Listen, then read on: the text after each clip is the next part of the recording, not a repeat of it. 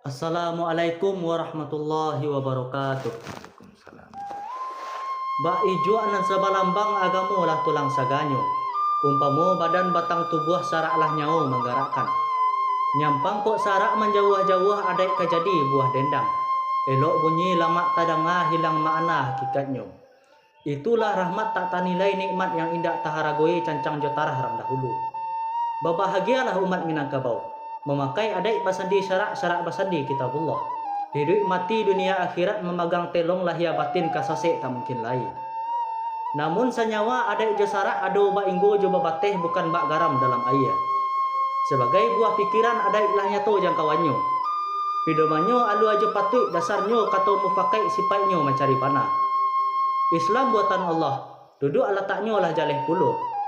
Pidomanyo sunah Rasul dasarnya kitabullah sipainyo ubudiyah. Singkek kato putusan kaji Ustaz. Adailah tagak dicupaknyo sarak pun duduk di syariat punyo daulat surang-surang. Walau ba inggo jo babateh Minangkabau bukan sekuler. Adai mahiriang jalan sarak setapak indak menyimpang segarih pantang meranggang tunduk baroda kepadati. Itulah mukasih bunyi undang. Sarak mengato, adat memakai. Adat ureknya di ugamo batang basanda ke Quran. Itulah makna. Adat basandi sarak, sarak basandi kitabullah. Lah tibo golek dinandata. Pasak sudah pakula mati indak mungkin durak lai jadi pedoman salam.